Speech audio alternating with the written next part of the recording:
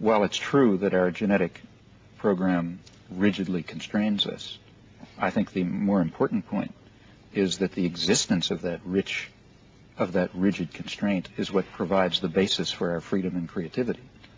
And the reason... What you mean, it's only because we're pre-programmed that we can do all the things we can do. Exactly. The point is that if we really were plastic organisms without an extensive pre-programming, then the state that our mind achieves would in fact be a reflection of the environment, which means it would be extraordinarily impoverished. Fortunately for us, we're rigidly pre-programmed with extremely rich systems that are part of our biological endowment. I want to just ask you about structure and creativity. So what I found most interesting about your work on language is that you correlated, creativity and the kind of infinite potential of language, with the fact that it's restricted. And I think you said it's precisely those characteristics of language that make it an effective instrument for free thought and expression seem to have their origins in this innately determined structure. So I'm just wondering what this apparent paradox, structure promoting creativity, suggests about the nature of creative thought, because it's normally associated, maybe that's a misperception, with an absence of structure. I mean, that's what creativity is. So, and how does that reflect itself in the classroom? That's true, that's commonly thought, but it can't possibly be true. I mean, it's like, take, say, the growth of an organism, say an amoeba or a human being. A human being has a lot of complex capacities and characteristics, even a complex internal structure, like the way your digestive system works and so on.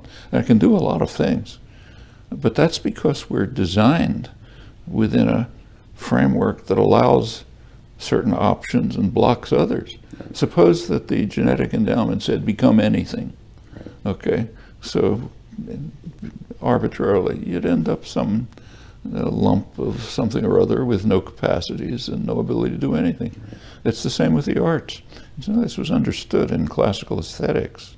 So if you read the aesthetic theories of the 17th, 18th century, they understood that creativity presupposes a set of rules, forms and rules. You can challenge the rules, and like it can be one form of creativity is challenging the rules. If you have no structure and no rules at all, it's it's like tossing paint at the wall. Right. It's not a creative act. Right. This is the value of dissonance. Well, there's got to be some structure that provides you with capacities. Right. If you don't have internal structure, this is for growth and development, but the same for, say, creative activity is. So what kind of structures support creativity and what kind of structures inhibit creativity? Structures that support it are, take, say, writing a sonnet. There are rules for a sonnet. Okay, that framework of rules enables people to do really creative work. You read classical sonnets. If you had no rules at all, then I could write poetry. I can't. And the structure that's there has to be, or take, say, a painting. Here too, it's been studied in the history of art by Meyer Shapiro and others. A painting is in a frame. Well, that alone imposes structure. Right. It's on a flat surface. Okay, that requires you to invent perspective.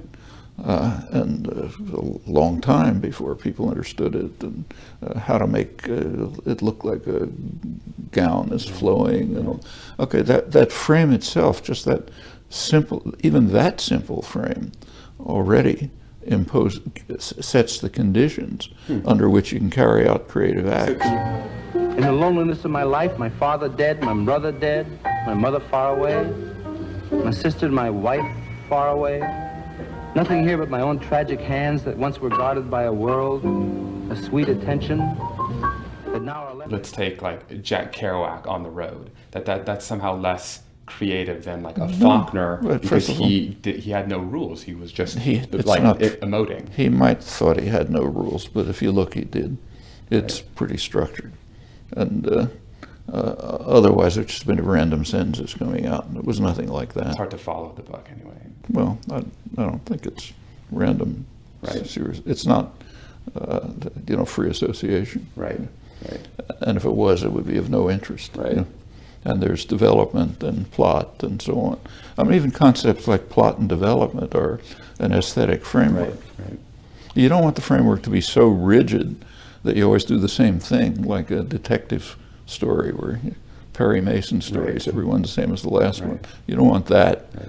but a framework which is rigid enough to make it possible to carry out creative acts, but doesn't inhibit the So creative that would be acts. kind of like your elementary school experience, which is That's what it was teachers like. that present information that might be worthwhile evaluating and allowing kids to independently. Yeah, or it's like this laying out the string model of education. Right. There's got to be something. There's got to be something there to work with, Right. and what's there should be challenging enough so you want to see what you can discover within that framework, and then raise questions about the framework.